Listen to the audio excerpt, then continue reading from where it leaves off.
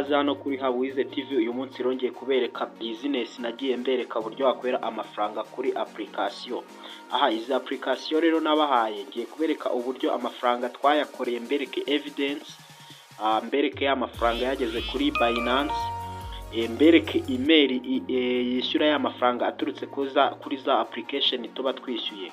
Ubwo ndagira ngo nkubwire ngo nuza kubona evidence ntuze kugenda udakanze subscribe, kandi nawe wabikoze ni inkunga ikomeye waduhaye. Rero ikintu tugiye kuza gukora, tugiye guhera kuri application ya mbere bita mCrypto. mCrypto ikora gute? mCrypto ukina game ugatumira abantu then bakohereza amafaranga 500 ya buri munsi, bakaba banayarenza bitewe n'uburyo ukora. Muri mCrypto rero turaza twinjiremo, mbanze mbereke step by step kugira ngo mubone evidence.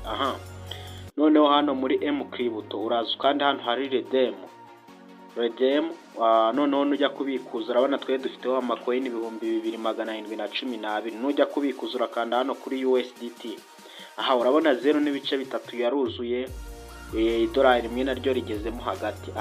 Aya rero ni amacoin twakoreye, bahita bayahindura mu madolari. Bigaragara ko 0.3 hano ushobora kuba wayabikuza.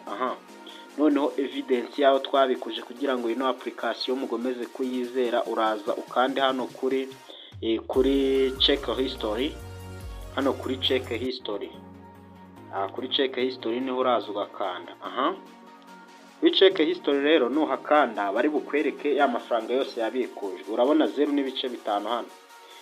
Hano hambere twabikuje 0.3, urabibona ko bayatwishyuye. Nanone ndongera ndagerageza mbikuza 0.05. Nawe urabona ko bayatwishyuje. Evidence rero ihari ni iki?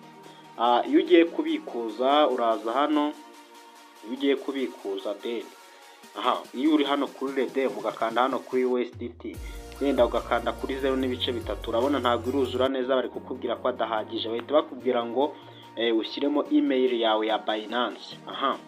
Noneho reka nyabereka no mafaranga yageze kuri Binance. Dore noneho hano reka mbanze mbereke akantu ngiye kubereka gaherereye ahangaha. Hano handitse invite. Hano handitse invite mo hano hepfo. Mbere yuko nkakwereka rero banza ukore subscribe, utange comment, uvuge ikintu twazakubwiraho, ndetse niba n'ahantu tumvise muri ino video tukwereka evidence y'ibintu byose twakweretse ushobora gukora ukinjiza, utwandikire muri comment turagusubiza. Hano rero handitse invite, ni abantu baba waragiye utumira. Referral history uze uhakande.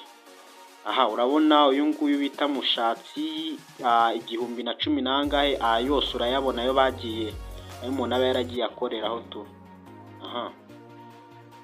Urayabona. Noneho ngiye kubereka evidence noneho yageze kuri Binance. Uraza ujye muri Binance yawe niba uyifite. Twabonye kwa mbere twabonye 0.3. Ahandi tubona 0.05. Rero amafaranga yose urayabona ko ari ngaya, ibintu ntabwo ari scam. Urayabona ngaya hano, urabona ko yose yageze hehe kuri Binance. Ubwo rero itandukana n'ama application baguhereza ngo hangaha urakoreraho ibiki, uze ukoreshe ino mCrypto, kubera ko link yayo ndayishyira muri description. Rero ndizera neza ko mwese mwabonye iyi video, mutari bwongere kubigiraho confusion. Igikurikiyeho rero no kubereka email yanyishyuye ano mafaranga 0.3 tubonye ko ari yaheruka kubikuzwa. Uraza ujya hano muri email yawe, tegereze muri email biroding. Bibutsa ko niba ari ubwa mbere ugeze hano kabisa kuri Habuwize TV, kora subscribe, utange comment, utange like, sharing ino video ku bantu bose bafite smartphone bashobora kuba babona MB zabo, telefone bayibyaza umusaruro. Tegereze kuri email ubutumwa bwawe bwose buze. Murabibona rero ko transaction hano ngiyi, hano transaction ngiyi mw'abantu mwingiyi. Dore transaction ngiyi you have received kuri Binance. Tuyikandeho, tuyikande ino transaction. Hano kutubwira ngo you have received 0.3 USDT from Gohi Soft Technique Private Limited. Murabona rero ko ibi bintu kabisa nta scam irimo, ibi bintu. Umuntu wese yifitiye Binance yiwe 0.3 urabona ko yagezeyo, reka nongere nanayabereke.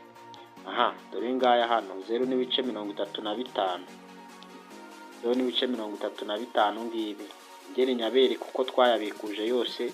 Urabona ko yagezeho kabisa. Aha ubwo rero kabisa ntugende udakoze subscribe, kuko ahangaha niho hantu honyine uzabonera ama application ari update, ari gutanga amafaranga n'ibindi byose, n'abantu b'aba content creator niho uzabonera amakuru